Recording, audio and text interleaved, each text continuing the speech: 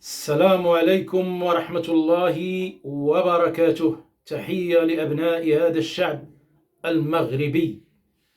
اليوم بغيت نفسر لكم واحد المجموعة من الأشياء من خلال هذا الفيديو اللي غادي يتلاح عبر قناتي على اليوتيوب اللي تخصصتها فقط لا ميكانيك، ولكن اليوم اضطرينا في ظل هذا الحجر الصحي أننا نبداو نلوحوا فيها لي فيديو اللي غادي نبداو نطرقوا فيه المواضيع سياسية اجتماعية فنية. فكل واحد اليوم الشعب غادي يبغي يرد عليه، الا وغادي نكونوا سباقين اننا نردوا عليه، يكون سياسي، يكون فنان، او يكون جهه كيفما ارادت ان تكون. فنتمنى من الله عز وجل اننا نكون اللسان الذي سيدافع عن كل المستضعفين، وكذلك غادي نبداو ندافعوا على اخوان المعتقلين اللي كنتمنوا من الله عز وجل انهم يكونوا من بين الذين سيتم الافراج عنهم ان شاء الله باذن الله، باش كبر الفرحه ديالنا بالاجراءات اللي قام بها الملك والخطوات الاخيره. اللي كنبغي نقول لكم ايها الاخوه الكرام هو انه ماشي سهل انك تكون عندك صفحه ويكون تبع واحد عدد كبير من المغاربه داخل وخارج ارض الوطن في بلادنا.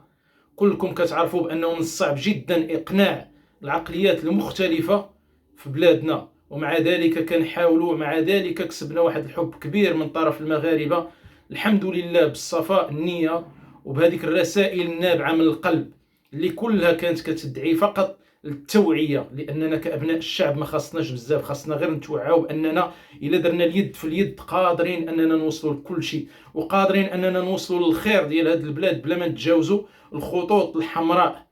وهذه رساله لكل الاخوان المناضلين بانه ماشي من الضروري اننا نتجاوزوا الخطوط الحمراء باش نوصلوا للهدف ديالنا، خاصه من بعد الخطوات اللي شفنا الملك اتخذها من اغلاق للحدود، الوجبات اللي عطى الاوامر ديالو انهم يتمكنوا من مرضى كورونا، الافراج على ما يزيد على 5600 معتقل.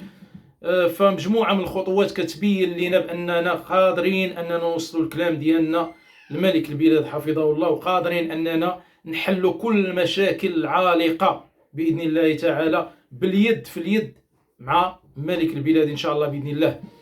اللي كنبغي نقول من خلال هذه الرسائل هو ان اللي ما كيعرفوش الاخوان هو انه كتجينا تهديدات كبيره من طرف كل جهه في كل مره كتنتقدها. يعني كل خطره كتنتقد شي جهه او كتنتقد شي شخص كون على يقين بان كيجينا تهديدات. اقسم بالله العلي العظيم الاخوان الا كتجي تهديدات خطيره في كل مره كتنتقد فيها حزب فلاني او الشخص فلاني او الجهه الفلانيه، الحمد لله حنا كنآمنوا بان القضاء والقدر بيد الله عز وجل، وما يمكنش شي واحد كيف ما بغى يكون في الكون انه اديك الا ما قسم لك الله عز وجل. ولكن في نفس الوقت كنتوخاو الحذر وكنحاولوا اننا نبقاو غاديين في واحد الاطار، خاصه واننا كلنا راه عندنا عائلات كتسنانا في حالكم اخوتي. حنا غير ولاد الشعب، حنا كلنا غير ولاد الشعب، عندنا عائلات ديالنا، ولكن الطموح ديالنا ان هاد البلاد هذه تغير. ما بقيناش باغي نشوفوا الناس كتموت في البحر، خوتنا وعائلاتنا وولادنا. مخير فينا عندنا في عائلته اللي مات مسكين في البحر. ما بقيناش باغي نشوفوا الناس مساكن كتكرفص في السبيطارات بالاهمال وكتموت قدام البيبان ديال السبيطار. هادشي ما بقيناش باغي نشوفوه. ديك النفس اللي فينا هي اللي كتخلينا خوتي اننا نتحركوا ونخرجوا الهضره. في كل خطره كتشوف انت فيديو كتقدر تغمض عينك او تتكلم في خاطرك، ولكن حنا ما كنقدروش. ما كتقدرش اخويا، ديك النفس ديالك وديك الغريزه ديالك ما كتقدرش. كبرنا على مع ولاد الشعب وكنموتوا على ولاد الشعب وما كتهمنا حتى شي حاجه الا الله عز وجل هو اللي كيهمنا. ونتمنى من الله سبحانه وتعالى اننا نكونوا صادقين مع الله عز وجل، وان ربي يخلصنا على هاد النوايا ديالنا. الا كنا ناوي الخير ربي يخلصنا عليه، وإلا كنا ناويين الشر او كخازنين الشر فربي يخلصنا عليه. كنبغي نقول بعض الجهات اللي كتحاربنا لاننا كنحاربوا جهات، عيب عليكم وعار، واتقوا الله في ريوسكم. كاينين بعض الاشخاص اللي كيبيعوا ريوسهم، صفحات كيبيعوا ريوسهم، جهات كتبيع راسها وكتحارب واحد كيدافع على ولاد الشعب حيت كيحارب واحد الجهه كتوكلوا كتشربوا. عيب عليكم، راكم نتوما هما خونه هذا الوطن الحقيقيين. الصفحات المتملقه اللي كتملق الرئيس مقاطعه او كتملق الجهه او شي واحد كيحاربك لمجرد انك ما متفقش معاه في نفس الراي. انا الراي ديالي والاختلاف ديالي معاك ما غاديش نحاربك عليه، ولكن نتمنى ان واحد فينا يكون على صواب.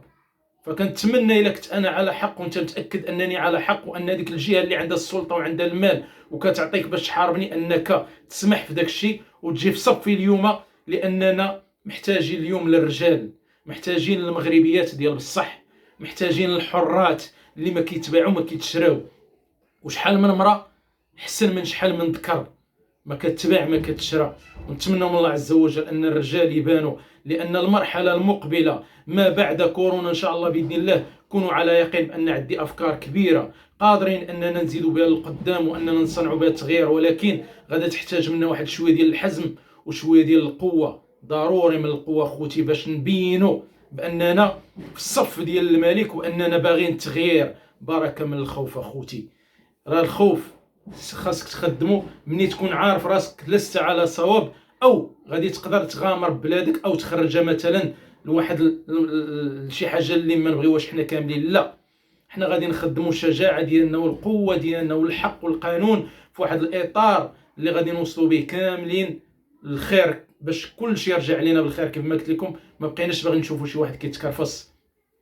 ملي كتسمع المغربي على ان مقاطعه ديالك كتشد 2 المليار وما يزيد على 2 المليار و600، وكتشوف فقراء غير من الدار عندك للخدمه اللي في نفس الحي، كتلقى مساكن الناس كيباتوا في الزنقه، كتلقى فقراء مساكن كيتكرفسوا، كتلقى مشردين صاحبي ما دايرينش لهم حتى فين يتخزنوا في الشتاء، وكيصرفوها في المراقص وكيصرفوها في الشراب بيناتهم بالليل فين كيتلاقاو ما بيناتهم ودايرين لها تخريجه قانونيه. فاليوم من الضروري اننا كلنا نشاركوا باش بلادنا تزيد القدام.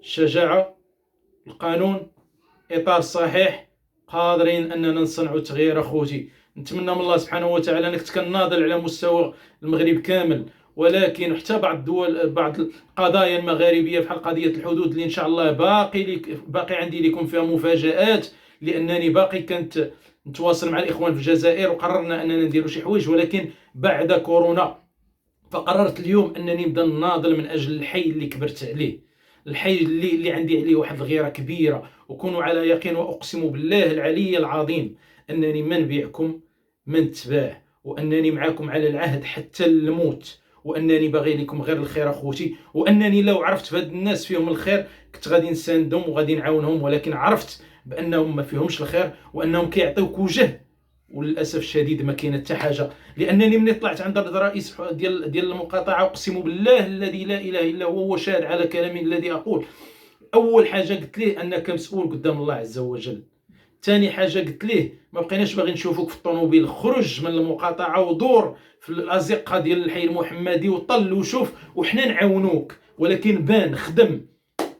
قال لي واخا ما بقيتش شفت والو. هذا الشيء علاش هاد الناس انا هزيت يدي عليهم وعرفت بانهم عطاوني غير واحد الوجه، ما كاينه حتى حاجه. فكنتمنى من الله عز وجل ان هاد الطريقه اللي غادي نمشيو عليها ان كل شيء المغاربه في جميع المقاطعات يمشيو عليها، لان بلادنا اليوم في ظل هذا الملك وفي ظل هذا الشعب قادره تزيد لقدام، ولكن بعيدا على المنافقين. تحيه لكم، ونتمنى من الله تدعمونا على هذه القناه الجديده اللي ديما غادي تدافع عليكم.